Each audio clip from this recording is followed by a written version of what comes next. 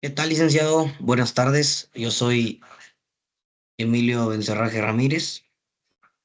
Eh, Soy el número uno de la lista y voy a presentarle eh, las diapositivas acerca de la interpretación de la Ley Federal del Trabajo, con los artículos que usted nos dejó, eh, haciendo un análisis y una interpretación propia, asimismo ejemplos de todos estos artículos y lo que engloba la tarea. Espero le parezca pertinente el trabajo y comienzo.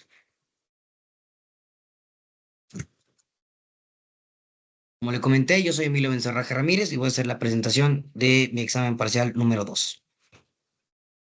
Primero, comenzar con la importancia de la Ley Federal del Trabajo, porque decimos que la Ley Federal del Trabajo es sumamente importante en la relación laboral, porque establece las reglas básicas que protegen tanto a los trabajadores como a los patrones. El objetivo principal de esta, según el artículo segundo, es lograr un equilibrio en la justicia social y los factores de la producción, asegurando que el trabajo se realice en condiciones dignas, seguras y justas. Comenzamos con los artículos del 35 al 116 de la Ley Federal del Trabajo, que incluye jornada, descanso, salarios, aguinaldo, tiempo extraordinario, etc. Artículo 36. El contrato por obra determinada. Este solo puede establecerse un contrato por obra determinada cuando la naturaleza del trabajo así lo exija. Este artículo busca evitar que los patrones utilicen contratos temporales sin justificación. Solo procede cuando el trabajo tiene un objetivo concreto, como construir una casa o desarrollar un proyecto específico. Un ejemplo es un albañil contratado solo para construir una barda. Su importancia es que protege al trabajador de simulaciones que busquen evadir los derechos de un contrato por tiempo indeterminado. El artículo 37, que nos habla contrato por tiempo determinado. Solo puede fijarse un tiempo determinado en tres casos. El primero, cuando lo exija la naturaleza del trabajo. Segundo, para sustituir temporalmente a otro trabajador. Y tercero, en los demás casos previstos, por la ley. El contrato por tiempo determinado se aplica en situaciones excepcionales. La ley limita su uso para evitar abusos patronales. Un ejemplo, cuando una secretaria entra a cubrir una incapacidad, la importancia jurídica, pues es que establece la seguridad laboral, pues fuera de estos casos, la relación debe ser indefinida. El artículo 38, la explotación de minas, permite contratos por tiempo u obra determinados o por inversión de capital cuando se exploten o restauren minas sin minerales costeables. Este reconoce la particularidad del trabajo minero donde puede no haber certeza de continuidad. Garantiza la flexibilidad de un sector de alto riesgo y variable rentabilidad, equilibrando la protección al trabajador con la realidad económica. El artículo 39, la prórroga automática. Si al vencer el contrato sigue existiendo la materia del trabajo, la relación se prorroga automáticamente. Evita que el patrón simule el fin de la relación para evadir derechos. Ejemplo, si un empleado sigue trabajando tras terminar el contrato, la relación se convierte en indeterminada y este refuerza el principio de estabilidad laboral. El artículo 39A, el periodo de prueba, permite un periodo de prueba máximo de 30 días o hasta 180 encargos directivos o técnicos para verificar la capacidad del trabajador. Se busca el equilibrio, el patrón debe evaluar, pero debe pagar salario, seguridad social y prestaciones. La importancia de este es que proteja al trabajador de despidos arbitrarios disfrazados de prueba. El artículo 39B, la capacitación inicial. Este nos dice que el contrato para adquirir conocimientos o habilidades durante máximo 3 meses o 6 si es puesto técnico o de dirección. Permite que el trabajador aprenda con salario y derechos. Si no demuestra competencia, puede terminarse sin responsabilidad del patrón. La importancia es que combina el aprendizaje con protección laboral. El artículo 39C, la forma escrita. Este nos dice que los contratos con periodo de prueba o capacitación deben constar por escrito y garantizar la seguridad social, si no se entiende como tiempo indeterminado. Este evita que el patrón finja un contrato temporal o verbal. Refuerza la formalidad y seguridad jurídica del empleo. El artículo 39D, improrrogabilidad. El contenido es que en los periodos de prueba y capacitación no pueden repetirse o prolongarse. Este evita que se use, que se use esa figura para mantener trabajadores a prueba de manera indefinida. La importancia de esto es que protege la estabilidad y continuidad laboral. El artículo 39E, la conversión a tiempo indeterminado. Este nos dice que si después del periodo de prueba o capacitación sigue la relación, se considera por tiempo indeterminado y el tiempo cuenta para la antigüedad. Este da certeza jurídica y reconoce los derechos acumulados del trabajador. La importancia de este es que evita que se reinicie la relación desde cero. El artículo 39F, el trabajo discontinuo de temporada. Este nos dice que permite pactar trabajos de temporada o discontinuos. El análisis nos dice que reconoce la naturaleza de trabajos periódicos, por ejemplo, cosechas. Los derechos se calculan proporcionalmente. La importancia de este es que extiende la protección laboral a trabajadores no permanentes. El artículo 40, el límite temporal. El contenido nos dice que ningún trabajador está obligado a prestar servicios por más de un año. Nos dice también que protege la libertad laboral. Nadie puede ser forzado a trabajar y de manera indefinida. La importancia es que impide formas modernas de servidumbre o de coerción. El artículo 41, la sustitución patronal. Nos dice que cuando cambia el patrón no se afectan los derechos laborales. El patrón anterior y el nuevo son responsables solidarios por 6 meses.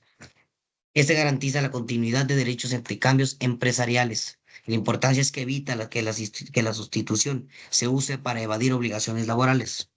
El artículo 42, la suspensión temporal de la relación, nos dice que enumera las causas que suspenden temporalmente las obligaciones como enfermedad, prisión preventiva, servicio militar, entre otros. También protege a ambas partes cuando no pueden cumplir por causas justificadas. La importancia de este es que evita injusticias en caso de fuerza mayor o deberes constitucionales. El artículo 42 bis es nos dice sobre la contingencia sanitaria.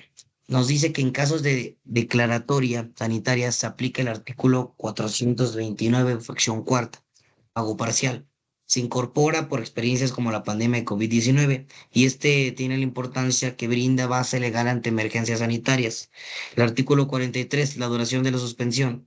Contenido dice que regula cuando inicia y termina la suspensión según la causa. El análisis aporta precisión temporal y evita abusos o incertidumbre jurídica. La importancia de este es que permite reactivar derechos y obligaciones en el momento justo. El artículo 44 sobre la Guardia Nacional nos dice que el tiempo que el trabajador sirva a la Guardia Nacional cuenta para su antigüedad. Este es de reconocer su deber constitucional sin perjudicar su vida laboral. La importancia de este es que refuerce el principio de justicia social. El artículo 45, el regreso al trabajo. Este establece que el plazo para reincorporarse después de una suspensión, el análisis, da claridad y evita la confusión sobre cuando el trabajador debe volver. La importancia de este es que ordena la reanudación del vínculo laboral. El artículo 46, rescisión justificada. El trabajador o el patrón puede rescindir la relación por causa justificada sin responsabilidad. Nos dice que reconoce que el contrato puede terminar por causas legítimas. La importancia de este es que equilibra derechos y deberes evitando despidos o abandonos arbitrarios. El artículo 47 nos dice son las causas de rescisión sin responsabilidad para el patrón. Este enumera los motivos que justifican el despido, faltas graves, violencia, desobediencia, embriaguez, etc. Nos dice que define el marco legal del despido justificado, exige aviso por escrito al trabajador. La importancia de este es la que garantiza el debido proceso y la legalidad del despido. El artículo 48, los derechos del trabajador despedido. El trabajador puede pedir reinstalación o indemnización. Si el patrón no aprueba la causa, debe pagar salarios caídos y otros conceptos. El análisis nos establece que el derecho de defensa del trabajador y sanciona al patrón incumplido. La importancia es una de las normas más protectoras del derecho laboral mexicano. El artículo 48 bis, actuaciones improcedentes. Nos dice que enumera conductas indebidas de partes o funcionarios que buscan retrasar los juicios. Este previene el abuso del sistema judicial laboral y la importancia de este es la que refuerza la ética y la eficiencia procesal. El artículo 49 son las excepciones a la reinstalación. Nos dice que el patrón no puede reinstalar al trabajador si se trata de empleados de confianza eventuales del hogar o con menos de un año. El análisis nos dice que reconoce que en ciertos casos de la reinstalación puede afectar la relación laboral o la confianza. La importancia nos dice que dar flexibilidad razonable al empleador sin eliminar la obligación de indemnizar. Artículo 50, el cálculo de indemnizaciones. Nos dice que detalla las indemnizaciones por despido según el tipo de contrato, tiempo determinado o indeterminado. El análisis nos dice que regula cómo se calculan los pagos justos ante la terminación laboral. La importancia de este que da certeza económica y jurídica al trabajador despedido. El artículo 51. Este artículo enumera las causas por las cuales el trabajador puede rescindir su relación laboral sin responsabilidad, es decir, renunciar con derecho a indemnización si el patrón incurre en alguna de las conductas ahí escritas. El análisis nos dice que el artículo protege la dignidad, integridad y derechos del trabajador frente a abusos patronales. Se trata de un derecho potestativo del trabajador que puede romper el vínculo laboral cuando el patrón viola obligaciones básicas de buena fe, seguridad, higiene o respeto. El fundamento se basa en los principios de equidad y reciprocidad del artículo 123 constitucional. Si el patrón incumple gravemente, no puede exigirle al trabajador que continúe laborando. Por ejemplo, si un patrón reduce el salario sin justificación, fracción cuarta, el trabajador puede rescindir el contrato y exigir indemnización del artículo 50 de la Ley Federal del Trabajo, lo mismo si sufre acoso o amenazas en la fracción segunda. El artículo 52. El trabajador tiene 30 días para separarse del trabajo desde que ocurre alguna de las causas del artículo anterior y puede exigir indemnización conforme al artículo 50. Esta norma da certeza temporal y evita abusos. Si no se fija ese plazo, un trabajador podría reclamar por hechos pasados que ya no guardan relación laboral actual. Se busca el equilibrio entre el derecho de defensa del trabajador y la seguridad jurídica del patrón. Por ejemplo, si un trabajador sufre hostigamiento el 1 de junio, tiene hasta el 1 de julio para notificar su decisión de rescindir el contrato. Si lo hace después, su acción podría considerarse extemporánea. El artículo 53 señala las causas legales de terminación de la relación de trabajo como el mutuo consentimiento, la muerte del trabajador, la terminación de obra o contrato, incapacidad o causa del artículo 434. El análisis nos dice que este artículo diferencia terminación de rescisión. La terminación no implica culpa de ninguna de las partes, sino de hechos naturales o contractuales que ponen fin al vínculo sin responsabilidad. Está basado en el principio de autonomía de la voluntad, mutuo acuerdo, así como en la imposibilidad jurídica o física de continuar la relación. El ejemplo es que si un contrato es por obra indeterminada y la obra termina, el patrón no incurre en falta, simplemente se extingue la relación por una causa natural en la fracción tercera. El artículo 54 regula la situación en la que la relación se termina por la incapacidad físico-mental no profesional. El trabajador tiene derecho a una indemnización o, si es posible, a ser reubicado en un puesto compatible. Este artículo protege al trabajador bajo el principio de estabilidad en el empleo, aunque la incapacidad no provenga de un accidente laboral. El patrón debe garantizar un trato digno y una compensación justa. La reubicación laboral refleja el deber patronal de solidaridad y no discriminación por discapacidad. Está establecido en el artículo primero constitucional y convenio del 159. El ejemplo es un empleado que pierde parcialmente la vista, no puede seguir en su puesto de operador de maquinaria, pero puede ser trasladado al área administrativa. Si no es posible, se le paga la indemnización correspondiente. El artículo 55 nos dice que si el patrón no comprueba las causas de terminación del contrato, el trabajador tendrá los derechos del artículo 48, es decir, reinstalación o indemnización y salarios caídos. Este precepto asegura que la carga de la prueba al patrón, en caso de despido, es una aplicación del principio pro operario, interpretar en favor del trabajador y de la presunción de despido injustificado que busca equilibrar la desigualdad procesal entre las partes. El ejemplo es que si el patrón despide a una empleada alegando bajo rendimiento, sin pruebas documentales o evaluaciones, el tribunal puede declarar el despido injustificado y ordenarle pagar indemnización o reinstalarla. El artículo 56 nos dice que las condiciones de trabajo deben ser dignas y humanas sin que haya distinción por motivo de raza, sexo, edad, religión o condición social. Este artículo refleja el principio de igualdad y no discriminación reconocido en el artículo primero constitucional. Busca garantizar que todos los trabajadores reciban un trato justo y se respete su dignidad. También está en línea con los convenios de la OIT sobre igualdad de oportunidades. Si una empresa paga menos a las mujeres por el mismo trabajo que hacen los hombres, está violando este artículo. La trabajadora puede denunciarlo ante una autoridad laboral. Artículo 56 bis. Obliga a los patrones a garantizar un ambiente libre de discriminación y violencia, incluyendo acoso y hostigamiento sexual, y a promover la igualdad sustantiva. Este artículo protege la integridad emocional y física del trabajador, alineándose con la Ley General de Acceso de las Mujeres a una vida libre de violencia. Es una obligación patronal crear entornos laborales y seguros. El ejemplo, tenemos que una trabajadora sufre acoso por parte de su jefe. Puede denunciarlo y la empresa tiene la obligación de actuar, sancionar al agresor, además de garantizarle un espacio seguro. El artículo 57 nos dice que prohíbe las condiciones laborales sean inferiores a las establecidas por la ley, los contratos colectivos o las normas de trabajo. Este artículo defiende el principio de irrenunciabilidad de derechos laborales, es decir, que el trabajador no puede renunciar a lo que la ley le otorga. Cualquier cláusula que reduzca los derechos es nula. El ejemplo, si un contrato individual dice que el trabajador no recibirá aguinaldo, esa cláusula no tiene valor legal porque el aguinaldo es un derecho obligatorio establecido en el artículo 87. El artículo 58 define la jornada de trabajo como el tiempo durante el cual el trabajador está a disposición del patrón para realizar su labor. El objetivo es limitar el abuso del tiempo laboral y proteger la salud y descanso del trabajador. La jornada no se mide solo por las horas efectivas del patrón, sino también por el tiempo que el empleado está disponible para el patrón. El ejemplo es si un guardia está en la fábrica sin trabajar activamente, pero disponible para actuar en cualquier momento, este tiempo cuenta como jornada laboral. El artículo 59 establece que permite que el trabajador y el patrón fijen la duración de la jornada, siempre respetando los límites legales. Este artículo combina autonomía de la voluntad con protección legal mínima. No pueden acordar jornadas mayores a las que marca la ley: 8 horas diurna, 7 nocturna, 7.5 mixta. El ejemplo es que un trabajador puede aceptar un turno nocturno de 7 horas, pero si le hacen trabajar 8, el tiempo extra debe pagarse como horas extra. El artículo 60 clasifica las jornadas en diurna, nocturna y mixta. Diurna de 6 a 20 horas, nocturna de 20 horas a 6 horas, y mixta combina ambas, pero la parte nocturna no puede exceder 3,5 horas. Usted busca regular el tiempo de exposición del trabajador y evitar el desgaste físico. La jornada nocturna tiene menor duración porque afecta más a la salud. El ejemplo es que un vigilante trabaja de 19 horas a las 2 horas, tiene jornada mixta y si supera las 3,5 horas nocturnas, se considera nocturna completa. El artículo 61 nos dice que fija la duración máxima de la jornada: diurna 8 horas, nocturna 7 horas, mixta 7 horas y media. Establece límites y obligaciones para proteger la salud y bienestar del trabajador. Superar estas horas constituye trabajo extraordinario y debe pagarse con recargo establecido en el artículo 67.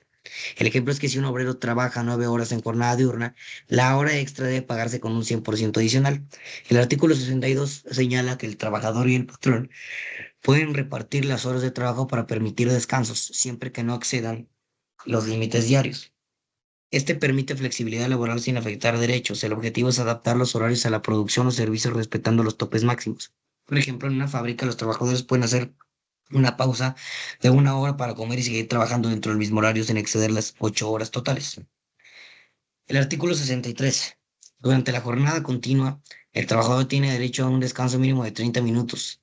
Este busca proteger la salud y rendimiento laboral. Este descanso puede ser dentro o fuera del lugar de trabajo, pero si el trabajador no puede salir al tiempo, se considera laborado. Por ejemplo, un cajero de supermercado que no puede abandonar su puesto debe recibir su descanso de 30 minutos como tiempo pagado. El artículo 64 establece que si el trabajador no puede elaborar toda la jornada por causas imputables al patrón, tiene derecho al salario completo. O sea que se aplica el principio de riesgo patronal, que indica que el trabajador no debe sufrir perjuicios por fallas del patrón, como falta de materiales o fallas eléctricas. Por ejemplo, si se suspende el trabajo por una falla en las máquinas del patrón, el trabajador sigue cobrando su salario completo. El artículo 65. Si el trabajador no puede cumplir su jornada por causas ajenas a ambas partes, solo se le paga el tiempo efectivamente trabajado. Y no hay responsabilidad del patrón ni del trabajador, por lo que se busca equilibrar el pago con la prestación del servicio. Por ejemplo, si un apagón general impide continuar el trabajo, el patrón solo paga las horas ya trabajadas ese día. El artículo 66 nos dice que permite el trabajo extraordinario, o horas extras, solo en casos de necesidad urgente y sin exceder 3 horas diarias ni 3 veces por semana. Este protege contra el abuso de las horas extras, evitando la explotación laboral. También busca preservar la salud del trabajador y garantizarle pago justo. Por ejemplo, un empleado puede quedarse hasta 3 horas más para terminar un pedido urgente, pero no puede hacerlo más de 3 días seguidos. El artículo 67 nos dice que las horas extras se pagan con un 100% más del salario normal si se excede el límite del artículo 66. Se paga con 200% adicional. El análisis jurídico nos dice que refleja el principio de compensación justa por el esfuerzo adicional. También funciona como sanación económica al patrón, como sanción, perdón, económica al patrón, que abuse del tiempo extra. Por ejemplo, si un trabajador gana 100 pesos por hora, las primeras horas extras se pagan a 200 pesos. Si rebasa el límite semanal, se pagan a 300 pesos por hora. El artículo 68 nos dice que prohíbe el trabajo extraordinario obligatorio a los menores de 16 años y a las mujeres embarazadas. Este busca proteger a los grupos vulnerables y evitar riesgos a su salud. Se apoya en el principio de protección especial del trabajo de menores y mujeres, establecido en el artículo 123 constitucional. Por ejemplo, un joven de 15 años que trabaja en una panadería no puede ser obligado a quedarse más allá de su jornada normal. El artículo 69 nos dice que por cada 6 días de trabajo el trabajador tiene derecho a un día de descanso con goce de salario íntegro.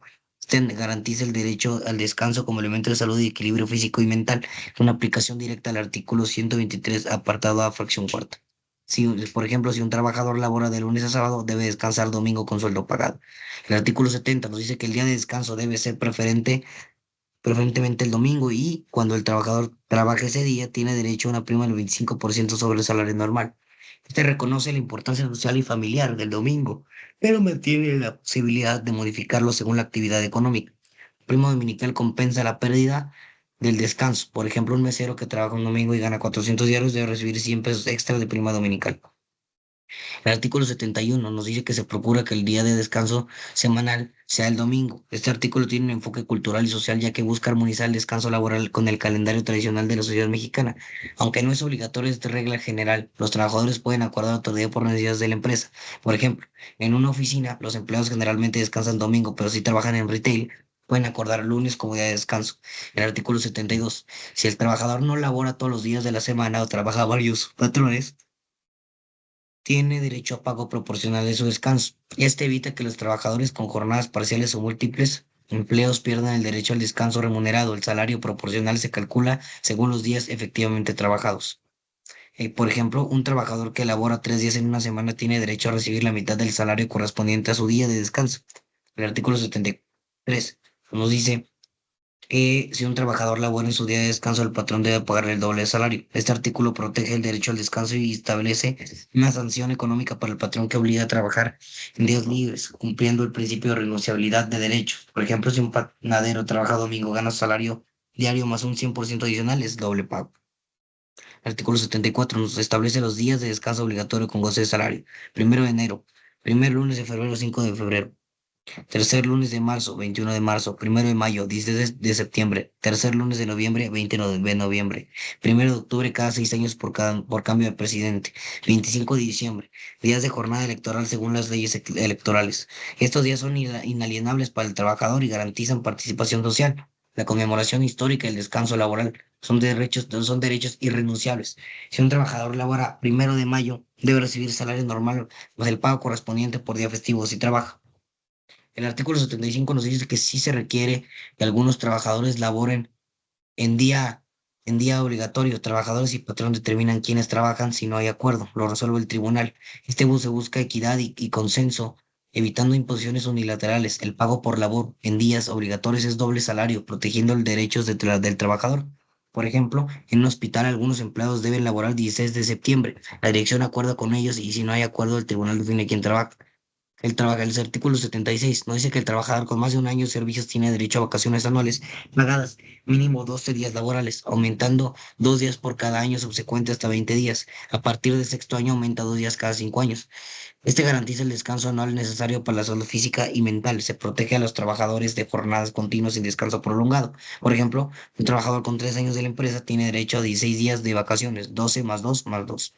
El artículo 77 nos dice que los trabajadores discontinuos o de temporada tienen derecho a vacaciones proporcionales a los días trabajados en el año. Se asegura la equidad laboral extendiendo el derecho a vacaciones a quienes no trabajan todo el año. Por ejemplo, un trabajador temporal que elaboró 100 días en el año recibe vacaciones equivalentes proporcionalmente aproximadamente 4 días. Y el artículo 78 nos dice que el total de vacaciones, al menos 12 días, deben disfrutarse de manera continua. El trabajador puede recibir la distribución restante. Este protege la necesidad de un descanso prolongado y permite la flexibilidad para acomodar necesidades personales o de producción. Por ejemplo, un trabajador con 16 días de vacaciones puede tomar 12 días seguidos y 4 días en otro momento del año. El artículo 79 nos dice que las vacaciones no pueden compensarse con dinero, salvo si la relación laboral termina antes del año, entonces se paga proporcionalmente. Se protege el derecho irrenunciable al descanso físico y mental, evitando que el trabajador solo reciba dinero en lugar de disfrutarlo. Por ejemplo, si un trabajador renuncia con 6 meses de antigüedad, se le paga proporción de vacaciones que le corresponde.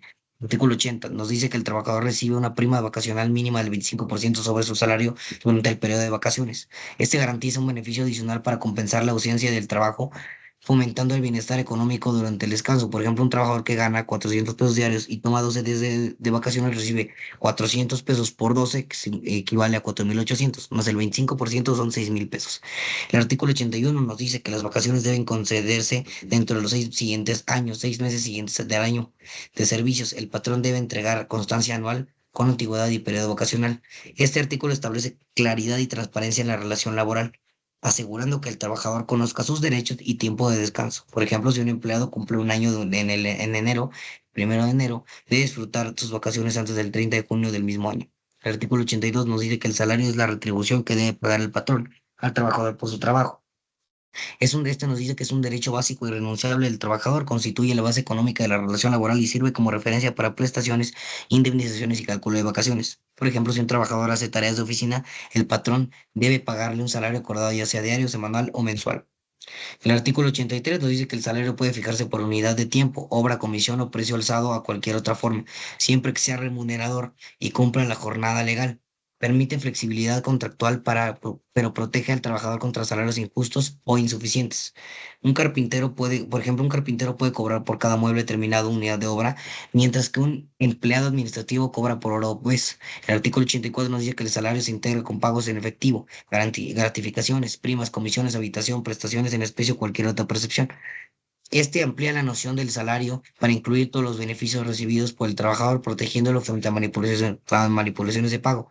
Por ejemplo, un trabajador recibe 500 pesos diarios más transporte y comida. Todo esto se integra como salario. El artículo 85 nos dice que el salario debe ser remunerador y nunca menor al mínimo legal, tomando en cuenta la cantidad y calidad del trabajo.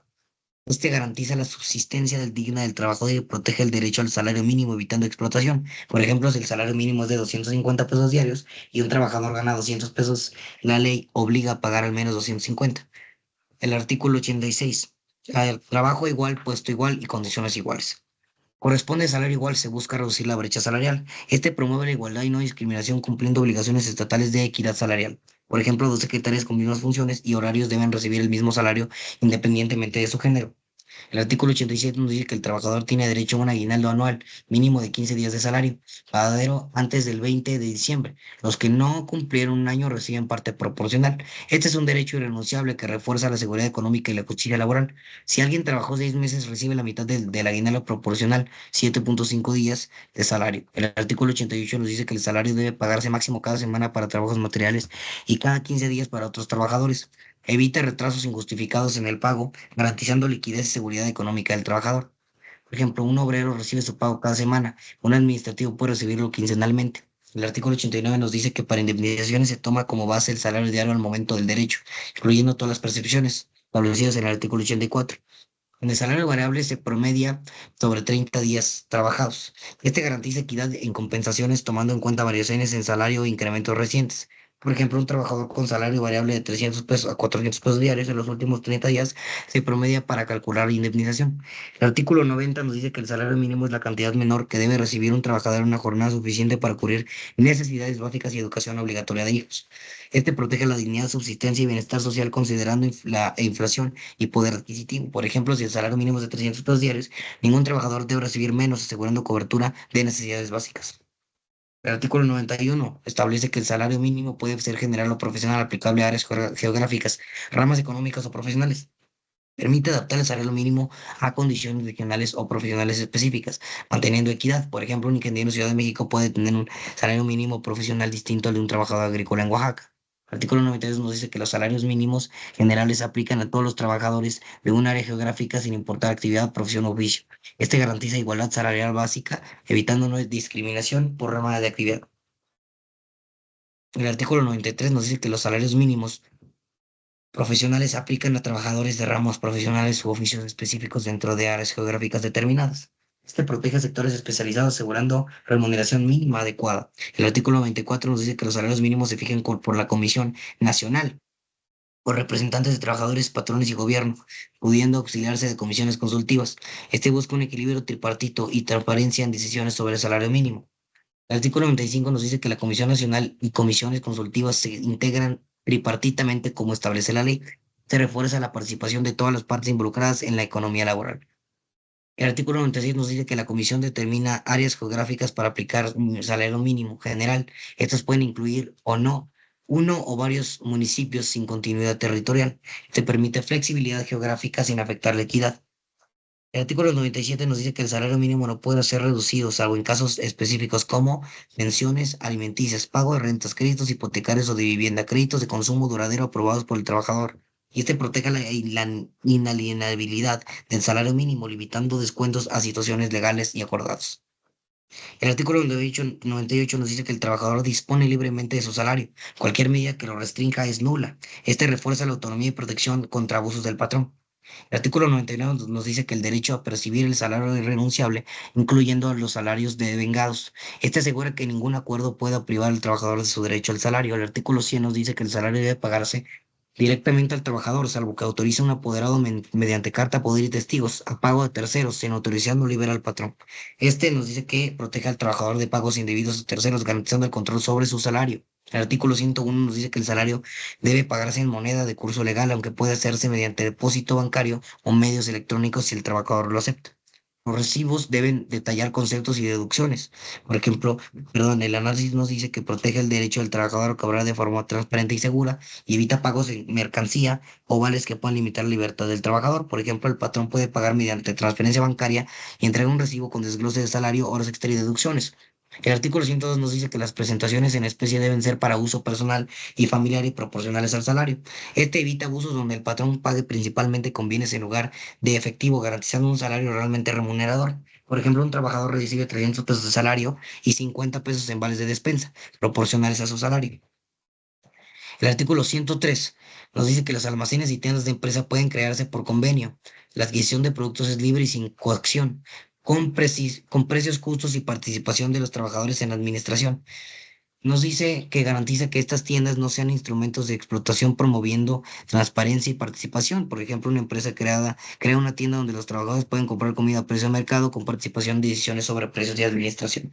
El artículo 103 bis nos dice que el Instituto del Fondo Nacional para el Consumo de Trabajadores otorga crédito y facilita acceso a servicios financieros que promueven ahorro y patrimonio. Este busca fortalecer la estabilidad económica y patrimonial del trabajador con créditos en condiciones justas. Por ejemplo, un trabajador puede solicitar crédito para mejorar su vivienda a través del instituto con intereses accesibles. El artículo 104 nos dice que la cesión del salario a favor del patrón a terceros es nula. Este protege la autonomía del trabajador frente a acuerdos que le obligan a entregar su salario. Por ejemplo, un patrón no puede obligar a un trabajador a recibir parte de su salario en especie o dárselo a un tercero. El artículo 105 establece que el salario no puede ser objeto de compensación y nos dice que impide que reduzca el salario para pagar otras deudas asegurando su integridad. El artículo 106 nos dice que la obligación de pagar el salario no se suspende, salvo casos legales específicos. Nos dice que refuerza la obligación del patrón de cumplir con el pago puntual. El artículo 107 nos dice que está prohibida la imposición de multas a los trabajadores. Este evita que el patrón penalice económicamente al trabajador fuera del marco legal. Por ejemplo, no puede descontar dinero por llegar tarde, el mecanismo es correctivo, no punitivo ni monetario, no punitivo monetario. El artículo 108 nos dice que el salario debe pagarse en el lugar donde se presta el trabajo. Este nos dice que garantiza comunidad y evita abusos de traslado o retención de pago. El artículo 109 nos dice que el pago debe efectuarse en día laborable durante o al final de la jornada según convenio. Esta asegura certeza en fechas de pago y evita retrasos injustificados. El artículo 110 nos dice acerca de los descuentos de salarios solo son legales en casos específicos, como deudas con el patrón por anticipos o errores máximo 30% del excedente del salario mínimo, pago de renta de hasta 15%, créditos de vivienda aceptados libremente, cuotas cooperativas con aceptación del trabajador, pensiones alimenticias decretadas por autoridad, cuotas sindicales salvo negativa expresa del trabajador, créditos garantizados por el instituto, el artículo 103 bis. Y este nos dice que protege el salario limitado de descuentos limitando descuentos a situaciones legales y consensuadas, evitando abusos económicos. Por ejemplo, un trabajador con salario excedente a 3,000 puede autorizar el descuento del 20% para abono a vivienda, no más. El artículo 112 dice que deudas con el patrón no deben ganar intereses, o sea que evita que el trabajador sea penalizado económicamente por adelantos o errores. El artículo 109 nos dice que el pago debe efectuarse en un día laborable durante o al final de la jornada, según convenio. Asegura certeza en fechas de pago y evita retrasos injustificados. El artículo 112 nos dice que los salarios no pueden ser embargados, salvo pensiones alimenticias. Protege la inalienabilidad del salario, garantizando subsistencia del trabajo y familia. El artículo 113 nos dice que los salarios devengados e indemnizaciones tienen preferencia absoluta sobre cualquier otro crédito. Prioriza derechos laborales sobre deudas fiscales o garantías reales del patrón. El artículo 114 nos dice que los trabajadores no necesitan concurso, quiebra o sucesión para cobrar salarios. El tribunal puede embargar bienes necesarios del patrón. Este facilita cobro directo y prioritario, protegiendo derechos laborales sin trámites complejos. El artículo 115 nos dice que beneficiarios de trabajador fallecido tienen derecho a prestaciones e indemnizaciones sin necesidad de juicio sucesorio. Este garantiza continuidad de derechos y protección económica de la familia del trabajador. El artículo 116 nos dice que prohíbe en los centros de trabajo expendios de alcohol y casas de juego efectivo en un radio de 4 kilómetros fuera de poblaciones bebidas embriagantes son 5% alcohol. Este protege salud, seguridad y orden laboral evitando riesgos de consumo o juegos de azar en el entorno del trabajo. Ahora vamos a la segunda parte, que son los artículos del 154 al 162 de la Ley Federal del Trabajo, donde vamos a ver derechos de preferencia, ascenso e indemnización. En el capítulo cuarto están los derechos de preferencia, antigüedad y ascenso. El artículo 154 nos dice que los patrones deben preferir trabajadores según nacionalidad mexicana, tiempo de servicio satisfactorio, dependientes económicos a cargo, educación básica determinada, capacitación recibida, mayor aptitud y conocimientos, sindicalizados sobre no sindicalizados. Si hay contrato colectivo con cláusula de admisión, se sigue lo que disponga. Este establece criterios claros de preferencia para ocupar vacantes o nuevos puestos, fomentando equidad y mérito. El artículo 155, los trabajadores que quieran una vacante deben solicitarla por escrito indicando el domicilio, nacionalidad, familia, cargo, experiencia previa, naturaleza del trabajo y sindicato al que pertenecen. Este organiza la postulación formal de candidatos para vacantes asegurando transparencia y registros de méritos. El artículo 156 nos dice que si no hay un contrato colectivo o cláusula de admisión, se aplican los criterios del artículo 154A, que son trabajadores temporales o eventuales y quienes hacen trabajos extraordinarios o para obra determinada. Este garantiza igualdad de oportunidad también para trabajadores que no son de planta. El artículo 157 nos dice que si se incumplen los artículos 154 y 156, el trabajador puede solicitar el puesto correspondiente o recibir indemnización de 3 meses de salario, además de salarios e intereses. Este protege derechos laborales frente a incumplimiento de vacantes y ascensos. El artículo 158 nos dice que del derecho a que se determine la antigüedad, una comisión de trabajadores y patrones hace un cuadro general de antigüedades. Objeciones se pueden recurrir ante el tribunal. Este formaliza la antigüedad laboral, base para derechos como ascensos y prima de antigüedad. El artículo 159 nos dice que las vacantes definitivas provisionales 30 días o puestos nuevos se asignan al trabajador que tenga categoría inmediata inferior, mayor capacitación y antigüedad, mejor aptitud y productividad. Este establece que objetivos para cubrir vacantes, vinculando mérito, experiencia y desempeño. El artículo 160 nos dice que las vacantes menores de 30 días se cubren según criterios del artículo 159. El artículo 661 nos dice que las relaciones de trabajo 20 años solo pueden prescindir por causas graves del artículo 47, imponiendo corrección disciplinaria respetando antigüedad. Este protege a trabajadores de larga trayectoria, evitando despidos injustificados. Y el artículo 162. Los trabajadores de planta tienen prima de antigüedad, 12 días de salario por año trabajado. Se paga al retirarse voluntariamente con 15 años mínimo por despido injustificado o injustificado. Normas específicas y retiros múltiples. En caso de muerte, la prima se paga a beneficiarios. Este reconoce retribución económica para antigüedad, garantizando compensación al trabajo y a sus beneficiarios.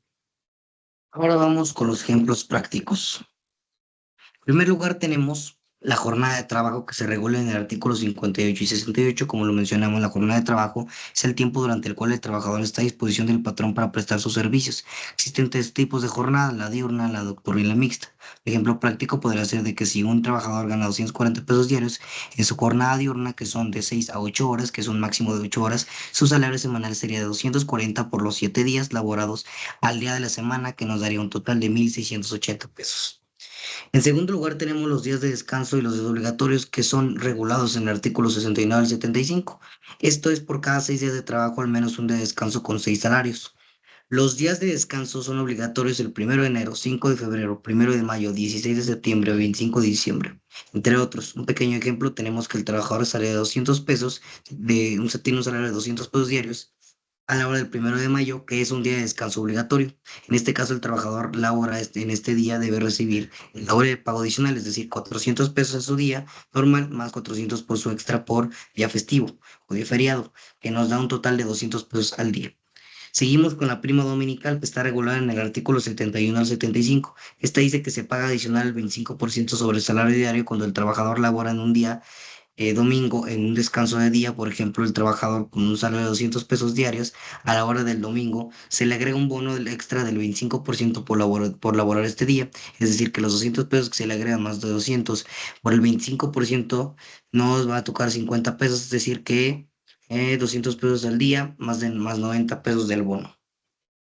Ahora seguimos con el tiempo extraordinario que está rendido o más bien estipulado en el artículo 66 al 68 y de la Ley Federal del Trabajo.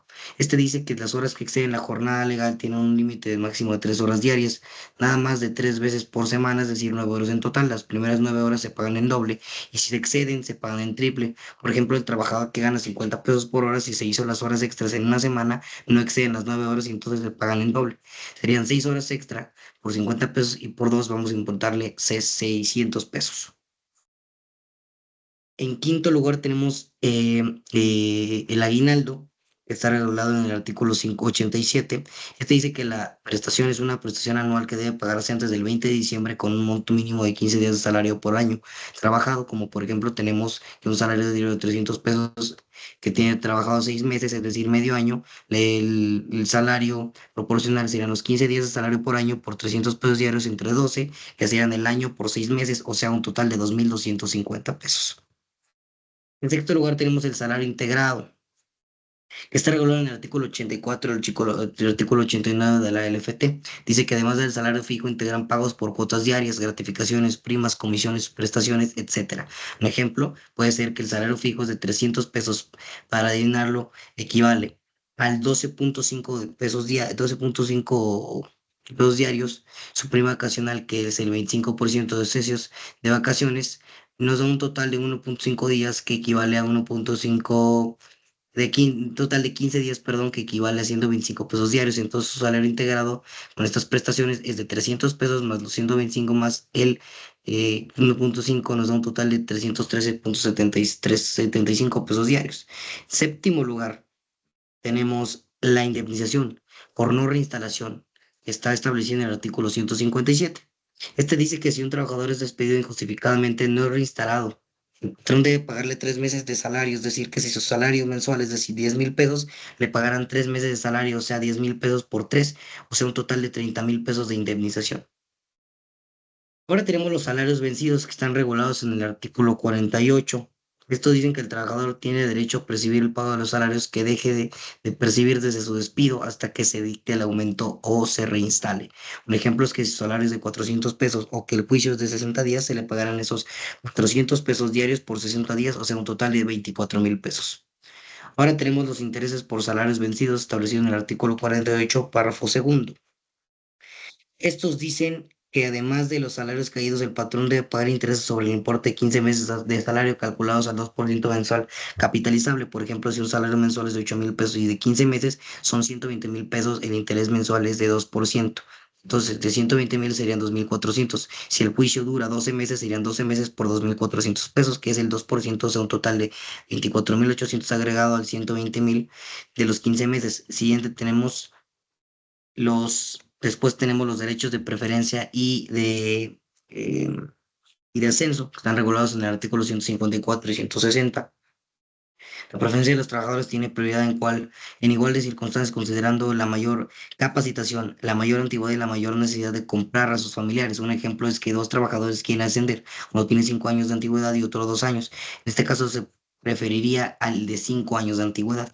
Finalmente tenemos la prima de antigüedad, que está regulada en el artículo 162 de la Ley Federal del Trabajo. Esta dice que se tiene derecho del trabajador a cumplir 15 años de servicio o más, equivalente a 12 días por salario por cada año trabajado. Por ejemplo, si el salario diario es de 500 pesos y tiene una antigüedad de 20 años, se le da 12 días de salario por año, que son 20 pesos. 12 por 20 por más 500, que esos salarios diarios nos daría un total de 120.000 pesos.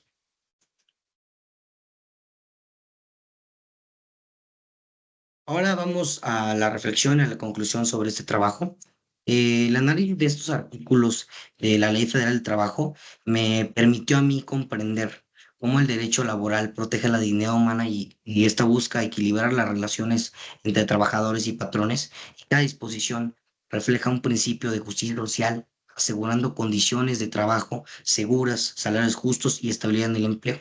Esta ley no solo regula aspectos técnicos, sino que también va a garantizar y garantiza de los derechos fundamentales como la igualdad, el descanso y la seguridad económica.